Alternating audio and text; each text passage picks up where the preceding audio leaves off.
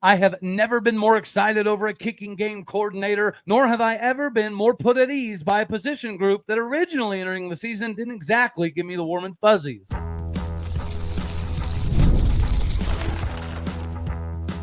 You are Locked On Oklahoma State, your daily podcast on the Oklahoma State Cowboys, part of the Locked On Podcast Network, your team every day. Howdy, y'all, and hello, all. Welcome back to Locked On Oklahoma State, your daily stop for all things Cowboy and Cowgirl related. My name is Cody Stovall. I want to thank you kindly for stopping by to make this your first listen. We're available on all of your podcasting platforms, visually as well on YouTube. Find me personally on X at AllDayOState. Today, we're partially brought to you by FanDuel. Make every moment matter more as playoffs and summer continue to wind down. FanDuel is hooking all customers up with a boost or a bonus every single day. So there's something in this for everyone every day all summer long. Visit FanDuel.com to get started today. For your second listen, ladies and gentlemen, when you get done with this, make sure you go hear some of the news coming out of the SEC. Zach Blackerby, host of Locked On Auburn, has been absolutely killing it the last couple of days, covering live from SEC country now. We get to roll into the conversation of Oklahoma State's defensive line, primarily because entering this season, there was a couple position groups that I had some concerns with as far as not necessarily talent, but depth behind the talent, primarily on the defensive line and the cornerback room. We've already discussed that we do only have 10 cornerbacks officially on the roster, but we've also got some safeties that do a decent amount of cross-training as well. So that should alleviate some of our concerns. I think that we're going to be good enough this season from the defensive perspective to do a lot of man defense, a lot of press man on top of that. I think it could be a good time where you utilize a little bit of the Bryan Nardo stuff, a little bit of the Jim Knowles stuff, and give it a little bit different look from different angles, from different dudes that are now different sizes now, including a big surprise to me on the defensive line. So let's take a gander here at the Cowboys on the defensive line, and then we'll get to the biggest surprise at the end of the day. But whenever you look at this Cowboys squad, from a defensive line perspective, we all know that Justin Kirkland can move mountains, lift houses, all that fun jazz. What we didn't know exactly that we had out of Justin Kirkland was going to be some of the ability to utilize leverage to eat up more than just double teams, to do a little bit more to get in the backfield to cause a little bit more havoc. Last year, 6'3", 245 pounds, he kind of had to find his way. This season, my expectations for him are significantly higher, as is Colin Clay. Colin Clay came over from Arkansas after being an Okie. His little brother is obviously super famous, but he himself, 6'4", a solid 330 pounds. Not only that, he knows how to use it a little bit more. Much like Aiden Kelly. Aiden Kelly's a legit, 315, 320 pounder right now. But for a long time, he didn't exactly know how to utilize it.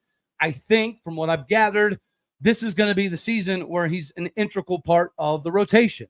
Whenever you continue to look at the nose tackle position, we got a freshman, 6'4", 295 pound Luke Webb. That dude, I think, inevitably will be a very, very good ball player. And then somebody who I thought maybe was going to get a decent amount of shine last year that showed up more ready than most would have been Iman Oates. Is this the season that Iman Oates finally gets over that hump and understands that this power 3 level of football is significant? Him being at 305 to 310 pound range is very big for him. A.J. Ridner was making a name for himself as a freshman, now being a redshirt sophomore, well over 315, 320 pounds. He's going to be a part of the system that makes it difficult for other teams, because it's not, again, just about eating up double teams and dominating an area of operation like last season. All of these individuals, including Jalen Tucker. Jalen Tucker, ironically enough, guys, 6 years ago, a 6 foot, 270 pound deep nose tackle would have been a starter at Oklahoma State. Now, Jalen Tucker is doing a significant amount to get himself prepared, but he physically is just a little bit too undersized for what we're doing now at Oklahoma State. That is the evolution of Oklahoma State, especially at the defensive line spot. Then we got to hop over to the one that was most concerning to me as we kind of rolled into the season, and that was defensive end. Defensive end, I knew we had some bad mamma jammas over there. You guys know how high I am at Deshaun Brown, 6'3", 265 pounds, redshirt sophomore out of Choctaw, Oklahoma. Last season, you could count on film multiple times, right? Double-digit times where he literally got within a couple fingertips of bringing a ball carrier down or getting to the quarterback to get a sack. He just was not quite there. So his understanding of how to utilize leverage to get to certain spaces is going to be paramount for his success this season. You're seeing in some of the Our Lads depth chart stuff that Landon Dean, the freshman that we talked about last season, now being a redshirt sophomore, 6'5", 275 pounds, has that Brock Martin in him. He has more versatility, I think, athletically as well as Brock Martin, but he comes from that country wrestling style pedigree. There's a reason that he's on the 3 deep. He's going to make a name for himself at some point in time, maybe even this season. Xavier Ross, one of those fifth-year guys, 6'4", 285 pounds. He's bounced around, done a little bit of DT, done a little bit of DE. He fluctuated weight-wise. It seems as though he's solid now, 285. This is where he's going to be. It's where he's most comfortable at, and he's doing a very good job coming off the edge. Austin Young, a freshman, not a lot of people know about, but at 6'4", 265 pounds, Austin Young is somebody developmentally that we all need to pay attention to. Armstrong Nodum, the only guy on the roster who might be able to beat Justin Kirkland in any form of lifting is that guy. This 6'2", 270-pound athletic freak who's a power lifter in high school, lifting collegiate level weights already, brought that to Oklahoma State. He has not disappointed thus far. He'll be a name to pay attention to. And then finally, you got Cody Waltersheet, 6'7", 275 pounds. By the way, I did see an interview with his brother in high school, and they said Walter Scheid as an introduction, but we've heard Waltersheet. I don't know. You guys let me know. I could be wrong on that one. Is a Walter Scheid. He's going to be very important this year. He's another one of those guys that have been in the system for over 5 years. He's got the size, he's got the strength, he's got the versatility. I think the speed has continued to come on, and the understanding of where to be and how to utilize his positioning to his benefit. Finally, the biggest surprise thus far in talking to a decent number of the dudes is Jaleel Johnson. The 6'5", 265-pound redshirt sophomore out of Putnam City, Oklahoma, is not only making a name for himself, but he is flying up the depth chart. No longer just a piece of the system. He's making himself an integral piece, such an integral piece that he'll be a household name by the end of the year. If you don't know who Jaleel Johnson is now, pay attention to what number 95 is doing, because thus far, the offensive line with over 220 starts collectively, with multiple tackles that have played multiple seasons in the Big 12 and other Power 3 conferences, those dudes are having a hard time stopping Jaleel Johnson. So either our offensive line with their 200 and some odd starts collectively, either they're maybe not quite as good as some of the prognostications have it, or Jaleel Johnson is really that physically gifted and slippery. If he's hard to block here, he should be hard to block whenever Big 12 play comes around. South Dakota State is a very good ball club, but I do not think that they're going to be prepared for what we're able to throw at them at the defensive line. We can legitimately hockey-style rotate a number of these guys 3 deep all the way across the board and not really have much of a fall-off in production or physical abilities. The only drop-off may be in some of the communicational areas. Oklahoma State should have enough offensive firepower and defensive prowess to control most games. If you control most games, then you kind of get to dictate what coverages are in based on how often you rotate. Teams are going to try to play fast to prevent Oklahoma State from rotating, but we have Rob Glass. So even that is going to become problematic for most of our opposing teams this season. This is why the defensive line spot that I thought was a little concerning coming into the season depth-wise, I completely put that bed to rest. I'm ready to see what this D-line can do. We are hearing a significant amount that we're going to be doing some more four-man front stuff, which is going to be huge for Colin Oliver, right? His freshman season had 11.5 sacks. Last season dipped down to 5. He did tie for the team sack lead as linebackers are concerned. So he did have a productive season, but he wasn't the same All-American as a freshman. This year, you got him playing closer to the line a decent amount. You're hearing some things that Kendall Daniel is going to be blitzing a little bit more, significantly more. And you're also hearing that the versatility between Colin Oliver and Obi Ezegbo is something that Bryan Nardo did not have at his disposal last season, not to mention some of the versatility you have in Jonathan Agumadu and Tamarick Johnson as well. The defensive line was a concern, no longer is. The kicking game has unfortunately been a little bit of a concern. It also no longer is. The hire of a lifetime for Mike Gundy. You know how high I am on Bryan Nardo, but goodness me, ladies and gentlemen, Sean Snyder Really? He's a Cowboy? Bring it on. You all know as the summer months have kind of waned down, the maximization in the money department may be waning as well. But as that happens, make sure you get squared away today with FanDuel. They know that the sports aren't giving as much as they typically do as the summer months wind down. Therefore, they're letting you stay in a good sports mood whenever you want. All you got to do is open the app, dream up a bet, and get it done. This summer, FanDuel's hooking up all customers with a boost or a bonus every single day. There's something in this for everyone, every day, all summer long. Make sure you head over to FanDuel.com and start making the most out of your summer. FanDuel is the official sports betting partner of Major League Baseball. Speaking of, make sure you lay some money down on the Cowboys.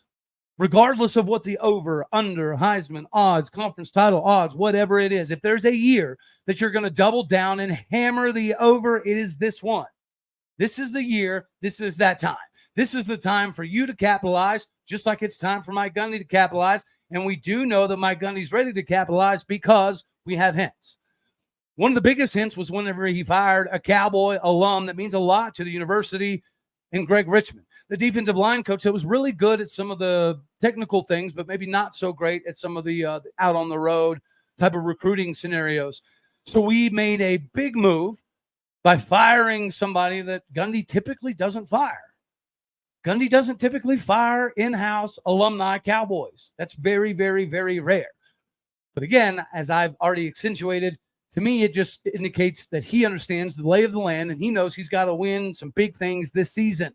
There's no time for development. There's no time for understanding the questions. This is the time for just buckling down and getting it done, which is why he brought in defensive line guru coach Paul Randolph, who's had an immediate success and impact on that locker room. And now we have another one. We know that Mike Gundy did a lot of the special team stuff last year, even some of the drawing board X's and O's style stuff. We also have heard that at certain points in time in this season, there's been a kicking competition, but it's not like the kicking competition has necessarily gone super swimmingly either. So even though there is a decent amount of competitions going on, the fact that we now have Sean Snyder, the KState all Big 12er, and holds several records at Kansas State in the punting department. I do know that he was number one in the country in 1992 at averaging like 52.3 yards per punt. At his time at K-State, he punted for over 6,750 yards. The dude knows what to do. And then you saw him coach at K-State under his dad. You saw him coach at K-State a little while later. You also saw the craziness that he was able to do at KU. The dude likes to have fun. He likes to be bold, take some chances, run some fakes, do some fun stuff. And here is the ring dinger for me. This is the perfect hire for Hudson Kaak. The 6'2", 220-pound punter that runs a 4.6 40 is now going to have doors open for him that he never thought physically possible. What Hudson Kaak maybe thought was a dream scenario, I think has just become more of a reality because of Sean Snyder. He's kind of that old school riverboat gambler that Mike Gundy and Les Miles used to be. This is the absolutely perfect hire for this ball club, much like Paul Randolph. Mike Gundy sees that we have the talent, we have the ability, but we're just not getting the most squeeze out of the lemonade. So now he makes this move. And not only is this going to be absolutely massive, like I can't even overstate, whatever, how big of a deal this is for Hudson and what this is going to do for the trajectory of his career. I think this is going to literally put Hudson in a potential All-American level category. And on top of that, you have the kicking department. If Logan Ward is still having some struggles from 50 yards and in, then you have to bring in a transfer. Well, evidently that might be the case because we brought in transfer Sam Babish. And Sam Babish, statistically speaking, isn't necessarily trying to rock your socks off.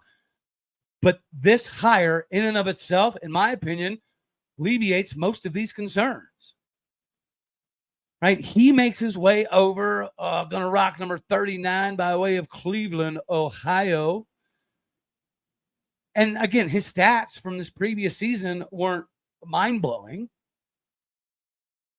But somebody that can operate at this level. You have to have somebody that can make all this stuff happen without taking any steps backwards.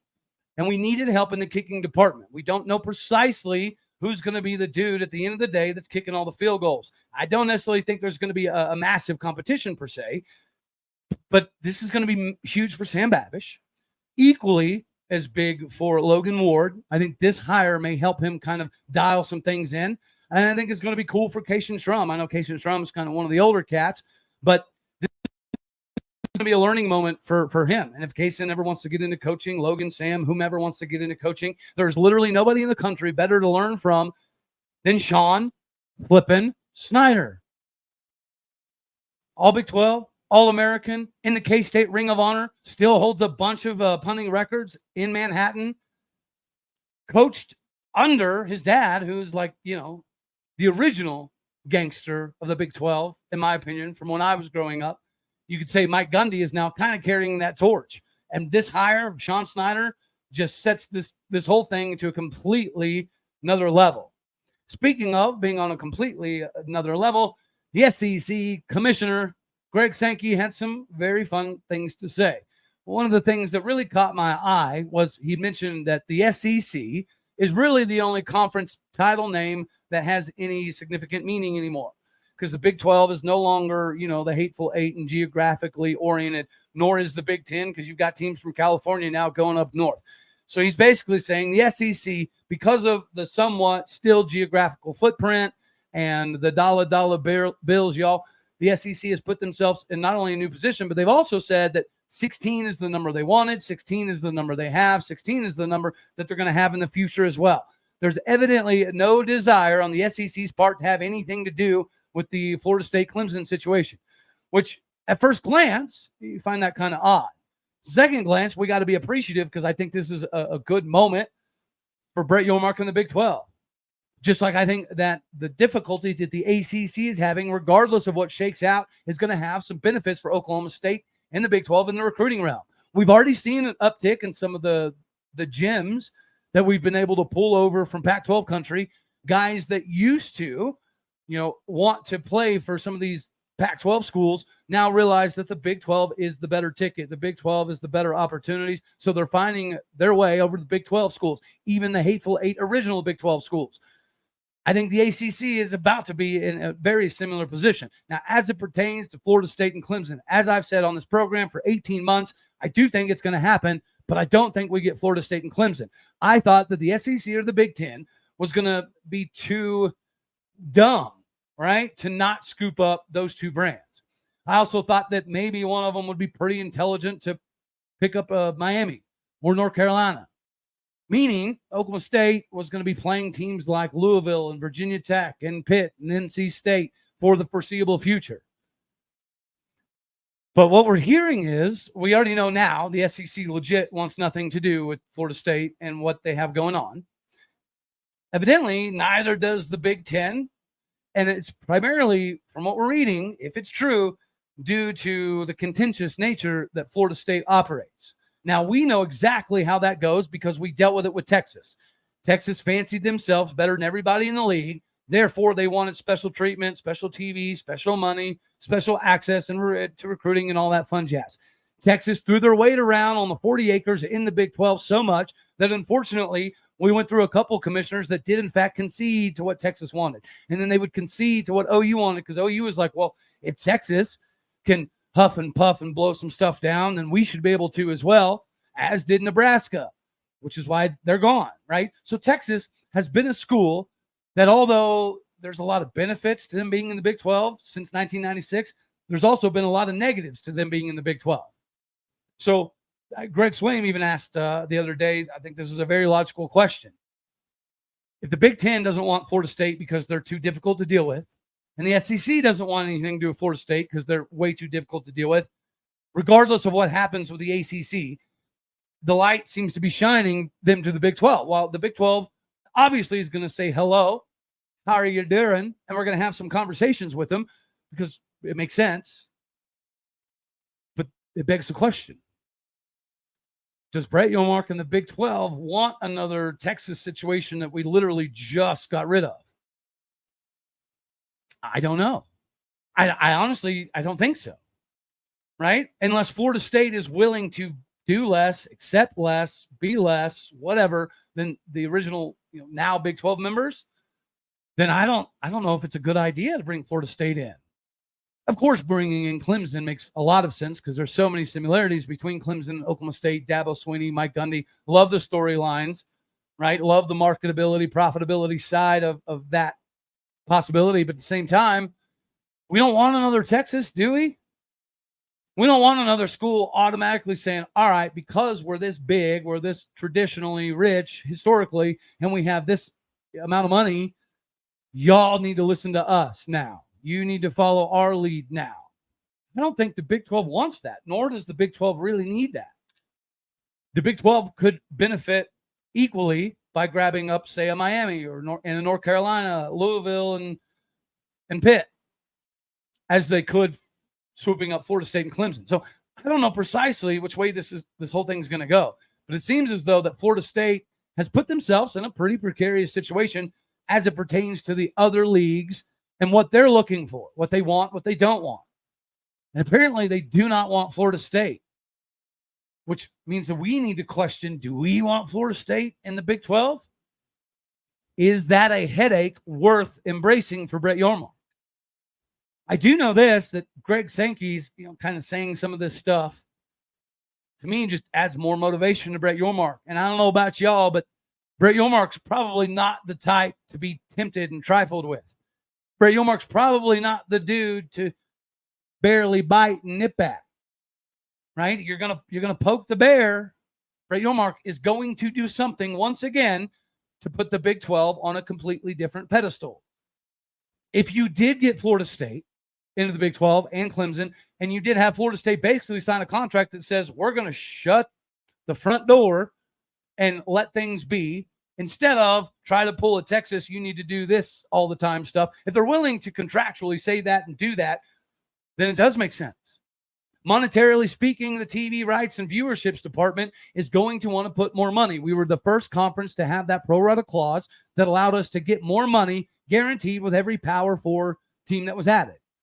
That's still in effect. That contract still exists. So if you do add ACC schools, even if it's the lower tier ACC schools, that is more money. Then you're talking about some of the financial capabilities to reach and beat the SEC someday.